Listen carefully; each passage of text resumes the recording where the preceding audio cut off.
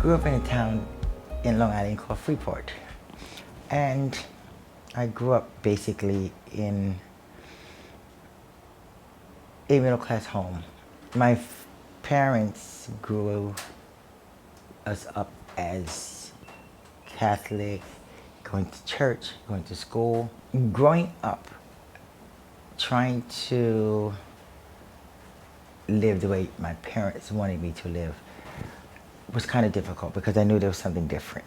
The clothes, trying to get me to get these girlfriends and all that stuff, it just didn't sit right with me.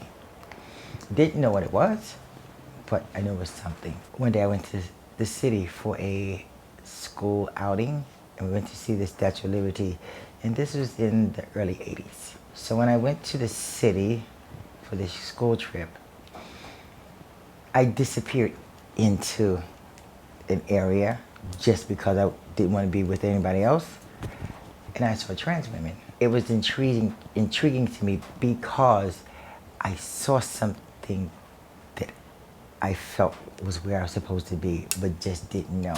Back in those days, in the early 80s, trans people of experience was not a word. You either called a drag queen, transvestite, cross-dresser. I didn't know exactly the terminology of what it was, but I just knew that this is where I needed to be. They intrigued me. They showed me that I wasn't alone. That the way I felt inside, there were other people, not just one or two. There was a whole community of them. So that's what made me decide at that moment that I need to explore this and get more in depth in who they are, how they did it, and why they did it. During the process of going back to the Long Island, I kept thinking about it. And I would sneak to the city like twice a week to go and see where these trans women were doing, where they were hanging out. But I would always stay in the background because I didn't know them. I didn't know if they were going to hurt me. So I stayed quiet until one day, one of them actually said something to me and says, "We see you all the time, but you don't speak. Who are you? What's your name? Where are you from?" So I felt welcomed.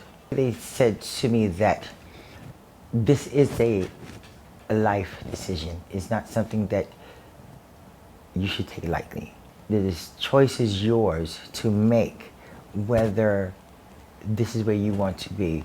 So I would sneak to the city and get dressed up on the Long Island Railroad in the bathroom to go to the city.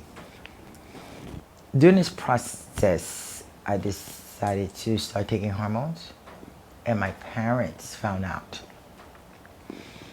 So they told me that I had to stop doing what I was doing because it just wasn't right. It was basically that you can't do this. This is wrong. We didn't bring you up like this, because I was sheltered as a child. At that time, I really hated them because I felt that they didn't understand me, which they didn't. So I tried to stop, but it just didn't work. Then they found all my stuff that I had hidden, my girl clothes. So one day they gave me an ultimatum. Either you stop doing what you're doing, or you have to leave. So I decided to leave because I knew living there would not be comfortable for me. So I packed up and I headed to New York City. It was a struggle, trying to find a place to live, trying to find work, to survive. Comfort is not where you are, it's who you are. Yes, I had a beautiful home that I grew up in, and I had a beautiful family.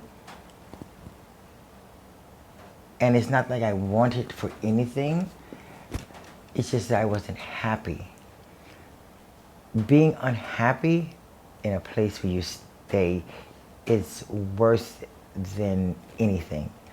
Because what happens is you start to regret yourself. I wasn't happy in Long Island because that's not who I was, living their cisgender life. And it made me miserable. So when they gave me the ultimatum, it was an easy choice to just get up and go.